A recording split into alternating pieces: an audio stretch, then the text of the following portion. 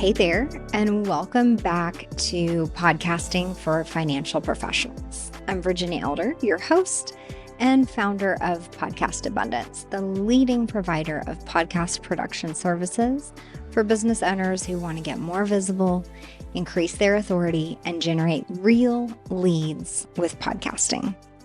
This is the final episode in our 2025 Summer Minisode series, and I've got to say, every single one of these short, smart, to-the-point episodes is packed with helpful, doable ways to improve your podcast and the content you're creating.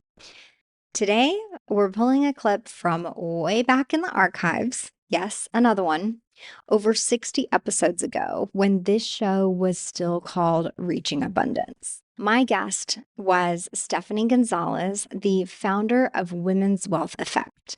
At the time, she was living in Lisbon, while most of her clients and audience were back in the States. So she had to figure out how to be seen and heard without working at midnight her time or living on Zoom. What Stefanie said here isn't just smart, it creates sustainability for all of us within our businesses when we can implement something similar to what she did. She found a way to create FaceTime with her audience using short, intentional videos that worked around her schedule, not the other way around. Stick with me here to hear the strategy, and then I'll show you how to apply it in your own business using podcasting and recorded content to reach your ideal clients 24/7 without burning out. Let's roll the clip. One of the things that comes to mind for me, and maybe it was, I learned this because we were in Portugal and the time piece was such an important part. A very specific example, I don't do webinars at like 7:30 p.m. CST. That'd be midnight my time, right?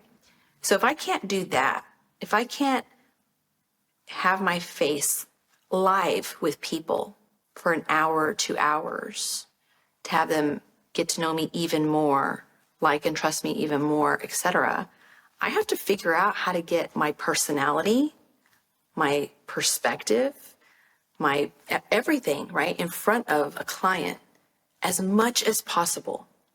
So one very specific example that, we worked through on this was when I was thinking of my lead magnet. One of them, I have like 3. I could have done a PDF, like download this PDF and here's all this stuff that you can learn, for free. But I created a free video mini course because that was an opportunity for me to get my face literally in front of a client, right? And it's a 30-minute mini course. It's 6 modules. Each video is less than 5 minutes. Quite frankly, they're like 2.5 to 3 minutes each module, right? And I did that with purpose because if I couldn't do the webinar, let me do this, right? A more natural and longer form content. That worked out great. And now I'm building my email list. I'm building more trust. I'm building more credibility. And, that thing will continue to evolve. But that's the decision between PDF and a video content element. So I say this because I think video, high quality video, is really important. Walk around. Everyone's doing this. They're making decisions every minute of their day on their phone, on social, reading an article, whatever.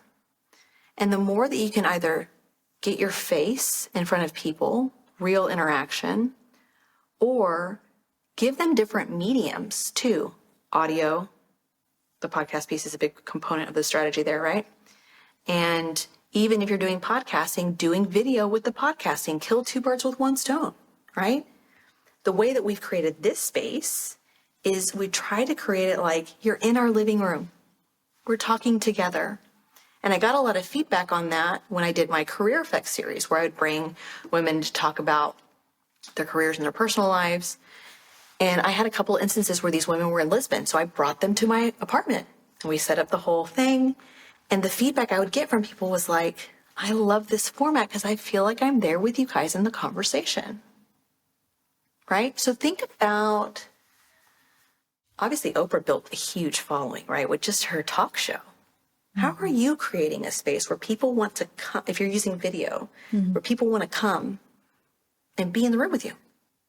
Yeah. And that's kind of how I look at it now as a digital remote business owner who's not in the US all the time to go interact with clients. Okay. How smart is that? Stefanie's approach to content is not only strategic, it's sustainable. She knew she couldn't be live all the time, and instead of letting that be a limitation, she turned it into a creative opportunity. Here's what I want you to notice from what she shared. She chose video, not a PDF, because she wanted to create real FaceTime with her audience. Eye contact, tone, energy, that's what builds trust. She made it short, intentionally, 6 videos, all under 5 minutes, easy for her to create, easy for her audience to watch. She did it one time, and now it works for her all around the clock, anytime, while she's sleeping. That's the kind of content that compounds over time. If you're a financial professional who's tired of the Zoom grind or constantly being on call, this is your solution. Recorded content like video and podcasting gives your audience that in the room connection without you having to show up live every time.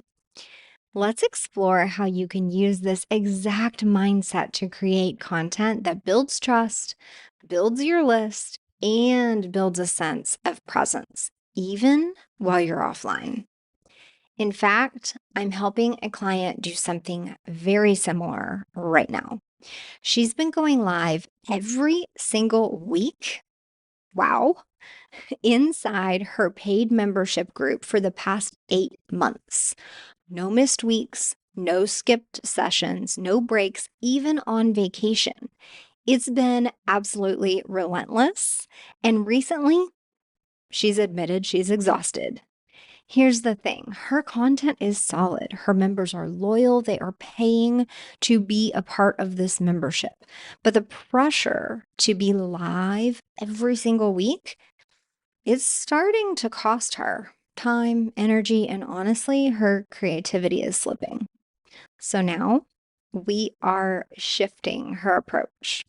We're recording a private podcast series to replace at least one of those weekly live sessions per month. This lets her stay visible and deliver real value on her terms, while she regains the flexibility to rest, travel, and even plan ahead on the week when this private podcast episode drops in her membership rather than her going live. Here's what this means for you.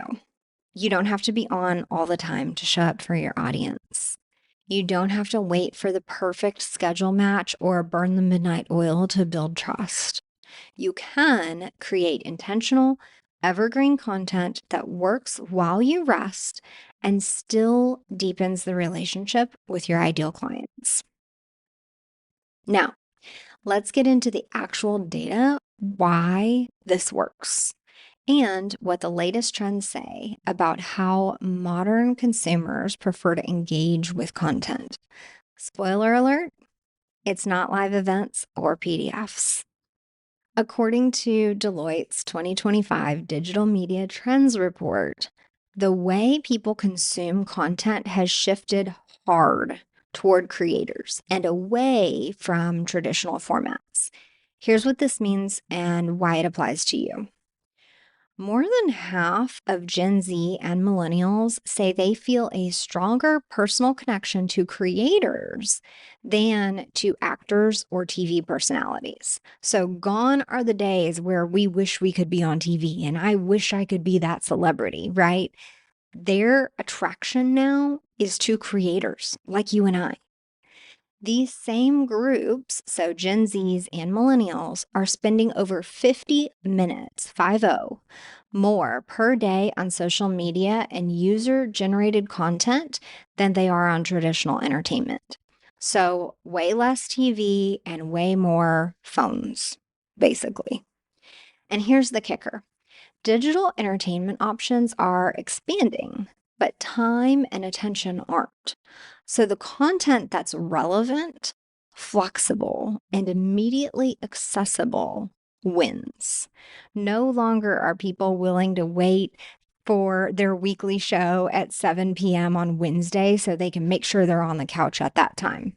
No, nobody does that anymore.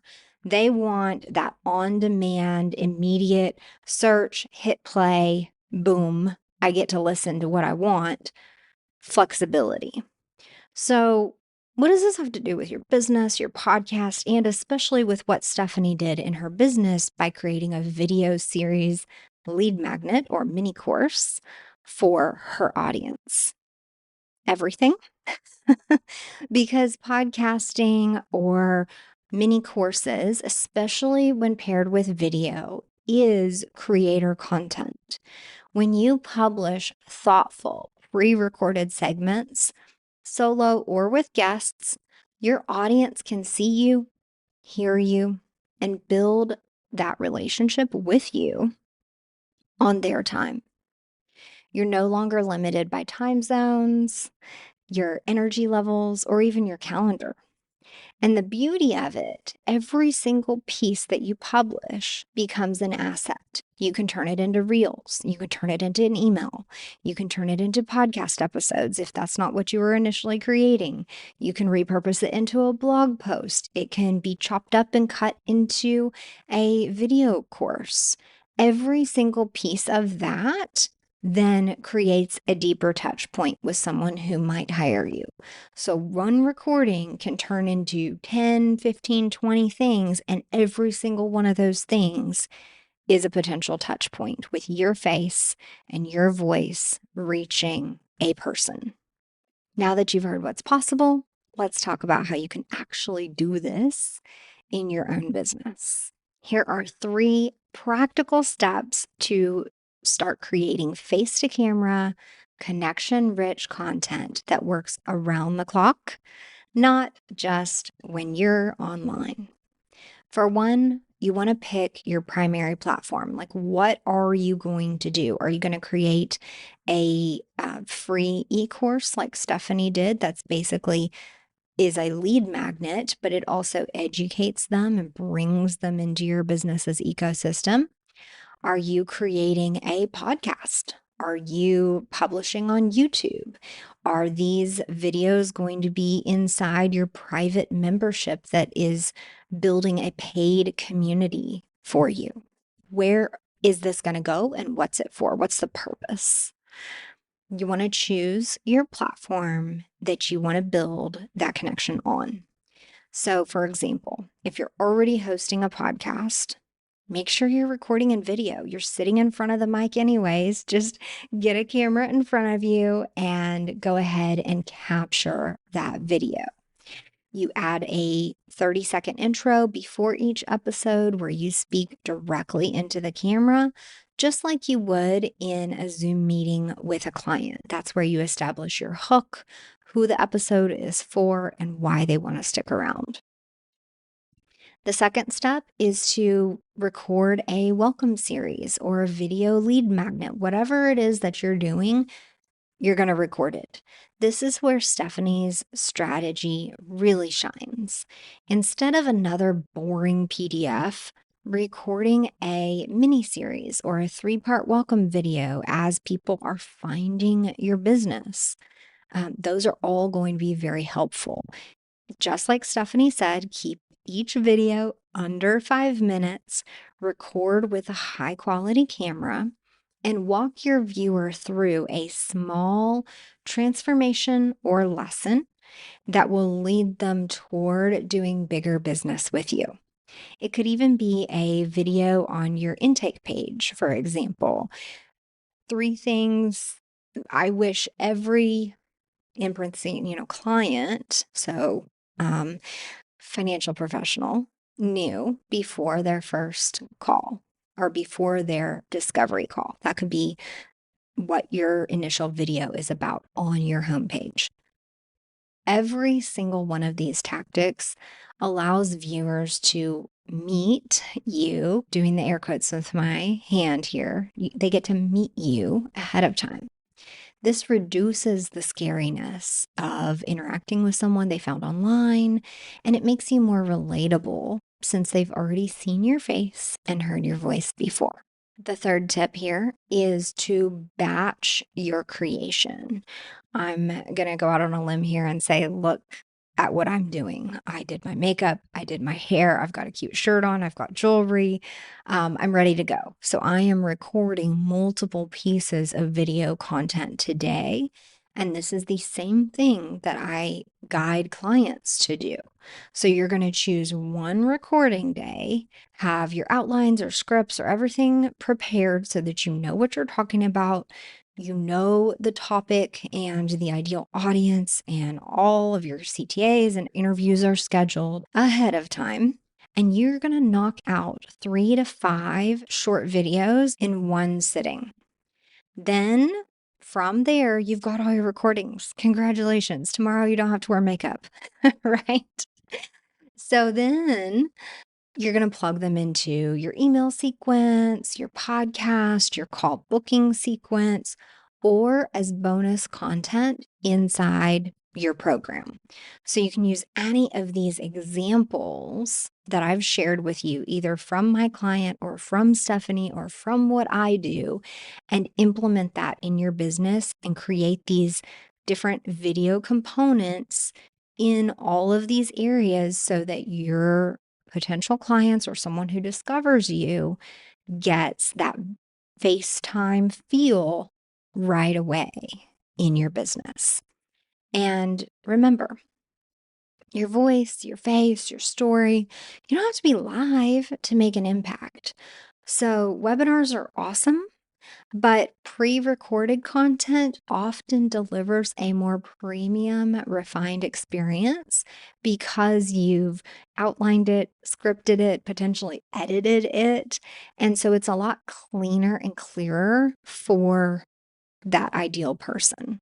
Another big tip here is to use these videos you're creating to replace a currently live component of your work week. So if you are doing, like my current client is, where they're showing up live every single week and getting exhausted, do some pre-recording and put that in place where people would normally be looking for your live.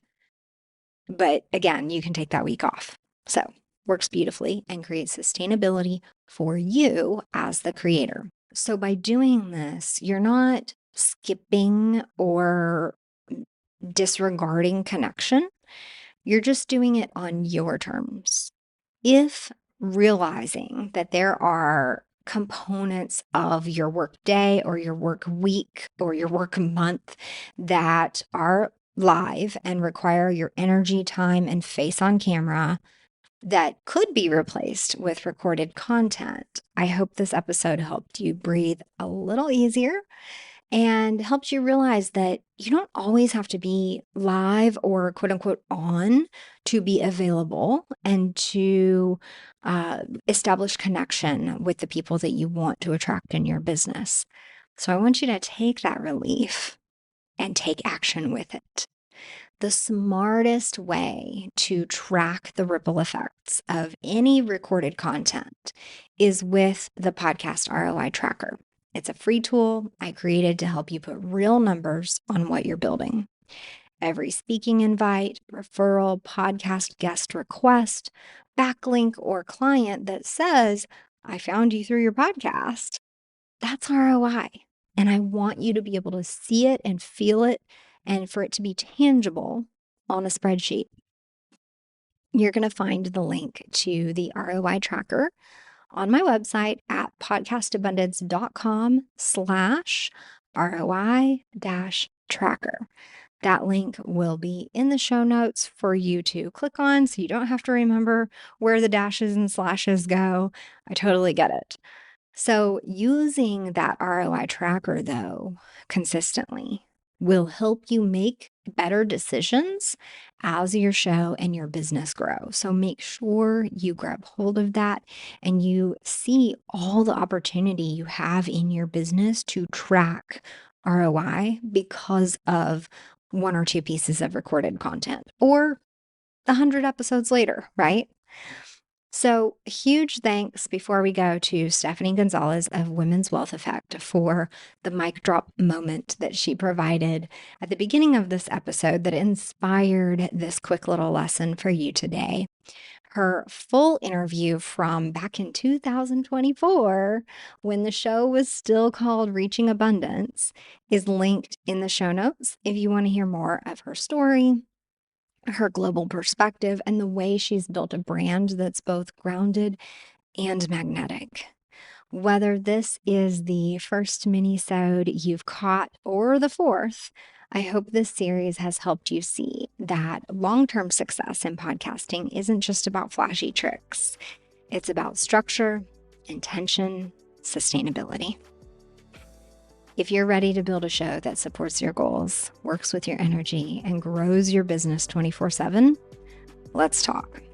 You can always book a free consult with me at talktovirginia.com. Thanks for being here.